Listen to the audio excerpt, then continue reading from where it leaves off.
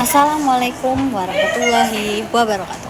Perkenalkan, nama aku Desvita Alfianti dengan NIM 25108020184. Jadi teman-teman, gimana kabar kalian semua? Siapa di sini yang pas belajar turunan atau diferensial di kelas matematika ekonomi langsung mikir, ini rumusnya buat apa sih? Fungsinya buat kita tuh apa gitu. Jangan salah ya, itu bisa dipakai buat kegiatan dan hal yang sering kita jumpai sehari-hari. Jadi buat kalian yang pengen jadi pengusaha gitu, punya bisnis, fashion, atau pengen tahu cara dapat cuan maksimal dari jualan online gitu, kalian bisa mengenal konsep diferensial ini karena ini adalah senjata rahasia yang buat kalian semua. Hari ini kita bakal bedah materi tentang diferensial fungsi sederhana, gimana rumus-rumus ini bekerja di dunia nyata atau di kehidupan kita sehari-hari. Oke guys, kita masuk ke kasus yang pertama. Bayangin kamu lagi merintis bisnis sampingan seperti jualan gantungan kunci, merchandise konser K-pop, karena sekarang lagi marak-maraknya orang yang suka K-pop ya. Berdasarkan riset pasar yang kamu lakukan, ternyata fungsi permintaan dari para fans itu meliputi persamaan seperti ini ya guys. QD sama dengan 100 min P2. Nah, biar kita nggak bingung pas ngitung nanti, aku jelaskan terlebih dahulu. Simbol QD itu berarti melambangkan jumlah barang yang diminta. Sedangkan P-nya itu berfungsi sebagai harga satuan Rp1.000. Oke, saat ini harga pasar yang berlaku adalah 6.000. Aku taruh sini dulu ya, aku pindahin dulu. Harga pasar sekarang meliputi Rp6.000. Nah, yang artinya nilai P kita sama dengan 6. Pertanyaannya, gimana sih tingkat elastisitas permintaannya dan apa efeknya buat strategi bisnis kita ke depannya? Oke teman-teman, kita lanjut. Kita harus mencari dulu turunan pertama dan rumus elastisitasnya. Jadi kita ambil dulu fungsi aslinya tadi yang QD sama dengan 100 min P2. Kita ubah menjadi menggunakan aturan diferensial. Fungsi sederhana. Turunan pertama dari fungsi permintaan ini terhadap harga atau di QD per dP. Jadi Q di action sama dengan min 2P. Setelah itu di langkah kedua kita bisa lihat di sini ada ND sama dengan DQD per DP dikali P per QD. Oke teman-teman, setelah langkah kedua itu kita lanjut ke langkah ketiga, yaitu memasukkan nilai-nilainya tadi. Nah, kita hitung ya, ND sama dengan min 2 buka kurung 6 tutup kurung kali 6 per 100 kurangi 6 pangkat 2. Dengan hasil yang akan kita temui, ND sama dengan min 72 per 64. Untuk hasil ini kan masih pecahan, jadi kita ubah menjadi desimal dengan nilai min 1,125. Oke, di langkah keempat ini kita akan mempelajari ekstrak prestasi hasil. Arti dari angka 1,125 atau min 1,125 ini. Di dalam teori ekonomi ini kalian harus ingat tanda negatif pada elastisitas permintaan itu biasa diabaikan karena sifatnya cuma menunjukkan hubungan yang berlawanan arah antara harga dan permintaan. Jadi kita ambil nilai mutlaknya aja, jadi di positif 1,125. Karena angka 1,125 ini lebih dari angka 1, maka otomatis kurva permintaan barang kamu itu masuknya sebagai dalam kategori elastis.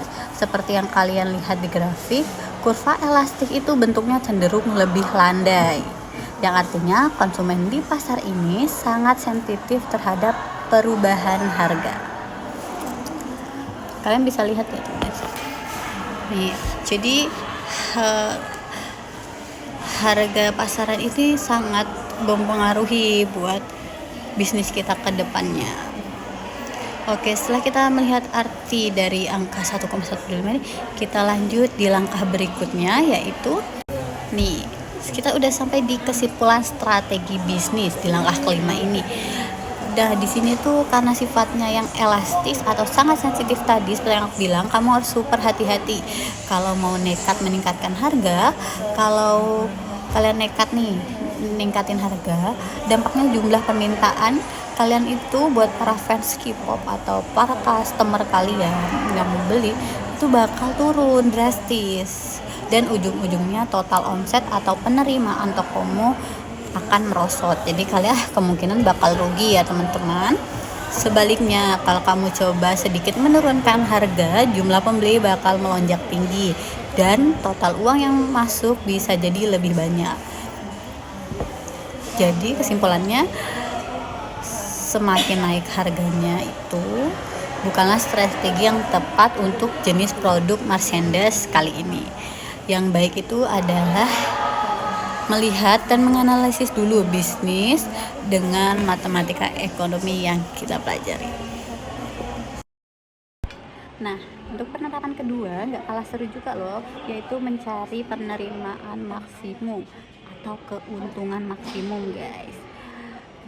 Kita bakal mencari keuntungan maksimum ini dengan menggunakan konsep marginal. Di dunia bisnis, total uang yang masuk atau penerimaan total bakal mencapai titik paling puncak ketika penerimaan marginal sama dengan 0. Penerimaan marginal itu sendiri didapat dari turunan pertama fungsi penerimaan totalnya. Konsep ini penting banget biar kita tahu kapan bisnis kita menyentuh titik jenuh atau kapan kita berhasil meraup omset tertinggi kita. Kita lihat contoh penerapan di kasus kedua ini. Ayo teman-teman, ada nggak yang bisa tebak di kasus kedua ini aku bakal bahas apa? Langsung aja aku bakal bahas kasus kedua, itu adalah thrift shop baju vintage. Nih, di kalangan anak muda ini thrift itu sedang ramai beredar ya guys. Jadi di sini soalnya itu kita akan menghitung sebagai pembisnis baju-baju vintage atau thrifting. Bayangkan kamu lagi jualan aja nih. Kita bayangkan kita sebagai pembisnis atau kalian udah mulai bisnis menjual jaket vintage karena keren. Berdasarkan perputaran barang di tokomu, hubungan antara harga pasar atau P dan jumlah jaket yang ditawarkan atau Q mengikuti persamaan fungsi harga seperti yang di bawah ini, yaitu ada P sama dengan 20 min 2Q. Oke, ada catatan penting dari aku biar kita nggak salah paham. Q itu adalah jumlah unit bajunya, sedangkan P adalah harga dalam satuan puluhan ribuan rupiah. Pertanyaannya, harus jual berapa unit baju sih biar tokomu bisa dapat total penerimaan omset yang maksimum atau untung besar? Untuk menerima pendapatan yang maksimum itu kita harus menghitung dulu fungsi total penerimaannya. Jadi di sini kita harus bikin dulu fungsi omset penerimaan total yang disimbolkan dengan huruf R atau total revenue. Rumus dalam omset itu akan harga kali jumlah barang alias R sama dengan P kali Q. Nah, kita tinggal masukkan aja substitusi fungsi harga pasar dari slide pertama tadi, yaitu R sama dengan P kali Q seperti ini ya. Nanti dimasukin seperti ini. Kalau kita kalikan masuk, nanti dia di R sama dengan 20 min 2Q sekali Q. Kalau kita kalikan masuk, jadi dia totalnya di R sama dengan 20Q min 2Q pangkat 2. Nah, untuk itu langkah kedua kita harus mencari fungsi penerimaan marginal atau MR. Caranya gampang, kita tinggal cari turunan pertama dari fungsi omset Q, turunan dari 20Q kurangi 2Q pangkat 2. Jadi sama dengan 20. Nanti hitungannya nanti kita di seperti ini teman-teman. Di MR sama dengan 20 dikurangi 4Q. Oke, di langkah ketiga ini kita bakal cari jumlah baju yang pas. Nah, seperti ini hitungannya. Nah, biar gampang itu kan kita udah disampai di marginal sama dengan 20 min 4Q. Dan marginal itu kan harus di bawah 0 seperti yang aku bilang tadi guys. Marginal sama dengan 0, ini udah aku kasih extension. Jadi 0 sama dengan 20 min 4Q. 4Q sama dengan 20, kita pindahkan kita pindahkan 4-nya sama 2 jadi 5 dan Q sama dengan 5. Kesimpulannya jual tepat 5 unit baju.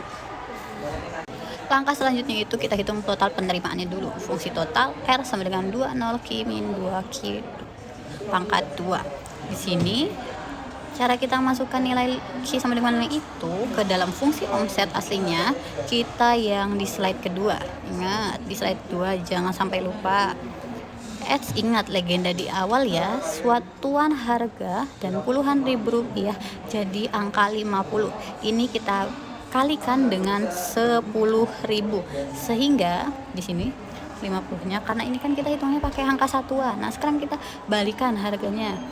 Jadi sehingga kita dapatkan omset maksimum di 500.000. Nah, di kesimpulan strategi bisnis untuk thrift Shopeemu berdasarkan hasil analisis tadi, ternyata jualan itu nggak selamanya makin banyak ya. Jadi hasil analisis thrift Shopeemu, target penjualannya 5 baju, kalian bisa udah dapat omset maksimum 500.000. Wah, apa enggak? Untung tuh guys, jual baju thrifting untung 5 baju, untung 500.000, berarti satu bajunya 100.000 kan. Nah, kalau kamu jual kurang dari 5 unit, omsetmu belum maksimal. Tapi kalau kamu paksain jual lebih dari 5 unit, harga pasarnya bakal jatuh juga loh. Terlalu murah dan omsetmu bakalan turun. Jadi kuncinya sukses dan berjualan dengan jumlah yang tepat. Jadi jangan kurang, jangan lebih, karena semua itu menanggung resiko. Tuh kelihatan kan bedanya dengan matematika ekonomi dan diferensial. Kalian gak perlu lagi tebak-tebak dan pakai ilmu goib lagi buat nentuin harga pasar, harga jual, kali produk-produk atau buat bisnis kalian ke depannya. Semua bisa dihitung secara pasti pakai rumus turunan yang simpel ini. Gimana? Matematika nggak seseram itu dan nggak membosankan itu kalau dibawa ke dunia nyata, bukan? Kalau kalian suka dengan video aku, terima kasih teman-teman, semoga membantu buat teman-teman yang lain juga. See you next my video. Terima kasih. Wassalamualaikum warahmatullahi wabarakatuh.